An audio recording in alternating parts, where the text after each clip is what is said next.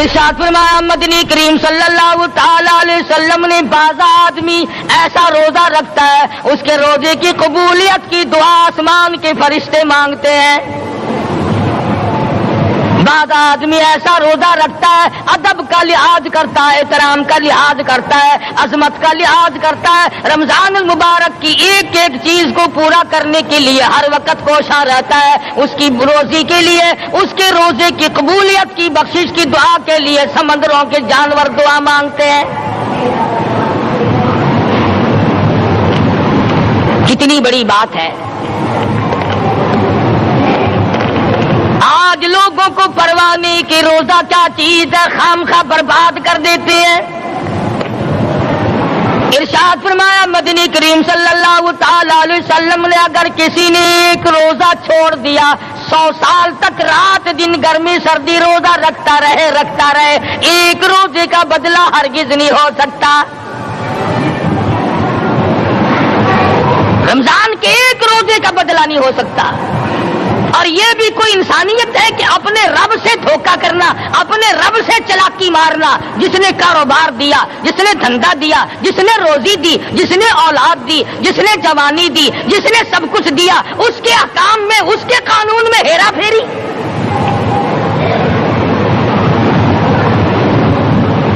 صحابہ کرام رضوان اللہ تعالی علیہ مجمعین کی جماعت کے یہاں تو ایسا ہرگز نہ تھا. وہ لوگ تو تن من دھن سے اپنے آپ کو قربان کیا کرتے تھے. اب آپ خیال فرمائیں کہ رمضان کا 17واں روزہ ہے اور جنگ بدر ہوا ہے. اسلام کی سب سے پہلی لڑائی روزوں میں ہوئی. اسلام کی سب سے پہلی لڑائی روزوں میں ہوئی. صحابہ کے پاس ریشن نہیں, اسلحہ نہیں, ساز و سامان نہیں, تلوار نہیں, تیر نہیں, گھوڑے نہیں, اونٹ نہیں, کچھ بھی نہیں, مگر پہلا میدان محمد کریم صلی اللہ علیہ وسلم کو جو صحابہ کرام کو بھگتنا پڑا وہ روزے کے ساتھ تھا اور گرمی کا موسم تھا.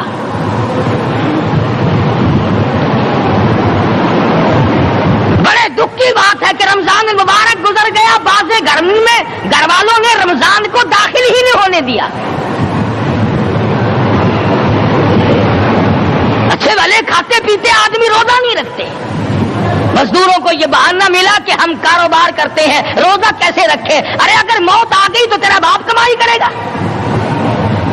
اور اگر بیمار پڑ جائے پھر کون کمائی کرتا ہے؟ ارکان اسلام میں سے ہے روزہ, احکام اسلام میں سے ہے روزہ, اسلام کی بنیاد میں سے ہے روزہ. نماز بھی اور روزہ بھی. جس نے نماز کی پرواہ نہ کی اس نے ایک ستون گرا دیا, جس نے روزے کی پرواہ نہ کی اس نے دوسرا ستون گرا دیا, جس نے زکات کی پرواہ نہ کی اس نے تیسرا ستون گرا دیا, جس نے حج کی پرواہ نہ کی اس نے سارے اسلام کی عمارت کو ڈھا دیا.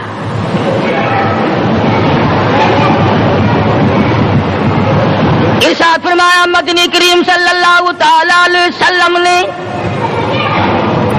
کئی لوگ قیامت کے دن اپنی قبر سے اٹھیں گے, ان کے منہ سے کستوری کی خوشبو آ رہی ہوگی. لوگ کہیں گے الہی یہ کون لوگ ہیں؟ جواب ملے گا تم کھایا کرتے تھے, تم پیا کرتے تھے, یا روزے رکھا کرتے تھے, روزہ رکھنے والے لوگ ہیں.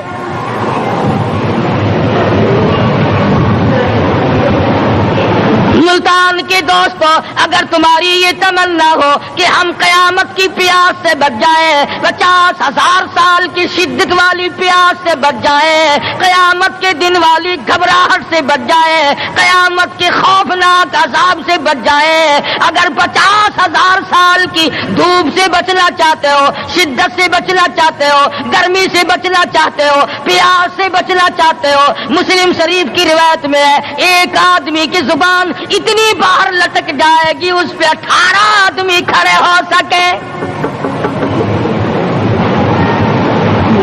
ان تمام پیاسوں سے, گھبراہٹوں سے اگر بچنا چاہتے ہو, اتنی شدید گھبراہٹ آئے گی, اتنا سخت ماحول بن جائے گا. قرآن کریم کہتا ہے یا ایھا الناس اتقوا ربکم, ڈرو اپنے پروردگار سے جتنے تمہیں آنکھیں دی. اتقوا ربکم ڈرو اس پروردگار سے جس نے زبان دی، اتقوا ربکم، ڈرو اس پروردگار سے جس نے اولاد دی، اتقوا ربکم، ڈرو اس پروردگار سے جس نے کاروبار دیا، ڈرو اس پروردگار سے جس نے ہاتھ دیے، جس نے پیر دیے۔ فرمایا اتقوا ربکم ان زلزلۃ الساعۃ شیء عظیم، اتنا سخت گھبراہٹ ہوگا قیامت کے دن۔ نبی کریم صلی اللہ علیہ وسلم نے فرمایا اگر کوئی اس پیاس سے بچنا چاہتا ہے، اس گھبراہٹ سے بچنا چاہتا ہے تو ایک ہی صورت ہے کہ وہ رمضان کے روزے رکھا کرے۔ حدیث میں آتا ہے کہ قیامت کے دن اللہ پاک جل شانہ عرش عظیم کے سائے میں کچھ لوگوں کو دسترخوان پہ بٹھا کر کھانا کھلائیں گے۔ اس تباہ کاریوں والے دن، پریشان حال والے دن، جس دن یہ حال ہو، فرمایا یوم یفر المرء من اخیہ وامہ وابیہ وصاحبتہ وبنیہ، اما ابا بیوی اولاد کوئی بھی کام آنے کو تیار نہیں۔ حالات اس طرح سے دگرگوں بن جائیں گے۔ فرمایا کلا اذا بلغت التراقی وقیل من راق وظن انه الفراق والتفت الساق بالساق الى ربك يومئذ المساق۔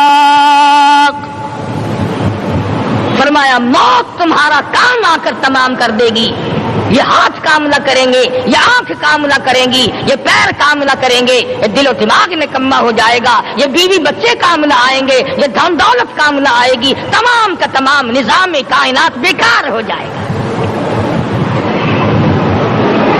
تو خداوند کریم نے رمضان المبارک کے ساتھ ساتھ شب قدر کی حج کی رات عطا فرمائی اور یوں فرمایا اے میرے محبوب آپ رویا نہ کریں، آپ غم زدہ نہ ہو، آپ پریشان حال نہ رہا کریں، میں نے تیری امت پہ کرم کر دیا، ایک رات ایسی عطا کر دی جو 1000 مہینوں سے بہتر ہے۔ اور قرآن کریم پڑھنے کا لطف میں اور آپ کیا جانے۔ جاؤ ابو بکر صدیق رضی اللہ تعالیٰ عنہ سے پوچھو کیسا قرآن کریم پڑھا کرتا تھا۔ سارے کافروں نے کھڑے ہو کر کے اعتراض کیا ابو بکر کو ہم زور سے قرآن کریم نہیں پڑھنے دیں گے۔ ابو بکر قرآن پڑھتا ہے، ہماری عورتیں پر اثر انداز ہوتا ہے، ہمارے بچوں پہ اثر ہوتا ہے، اور مکے کے کافروں کا یہ بیان ہے کہ جب صدیق اکبر قرآن پڑھتا تھا پہاڑ لرز جایا کرتے تھے۔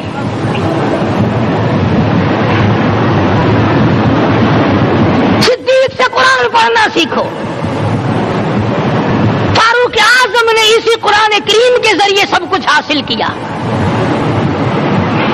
ساری رات فاروق اعظم قرآن کریم کی تلاوت کیا کرتے تھے، ایک ایک رکعت میں پورا ختم قرآن کرتے تھے۔ آج تو یہ باتیں کہانی نظر آتی ہیں۔ صدیق اکبر سے قرآن پڑھنا سیکھو، فاروق اعظم سے قرآن کریم پڑھنا سیکھو۔ سیدنا عثمان ذی النورین رضی اللہ تعالیٰ ایک رات میں اور ایک رکعت میں پورا قرآن ختم کیا کرتے تھے۔ نبی کا دوہرا داماد عثمان ذی النورین،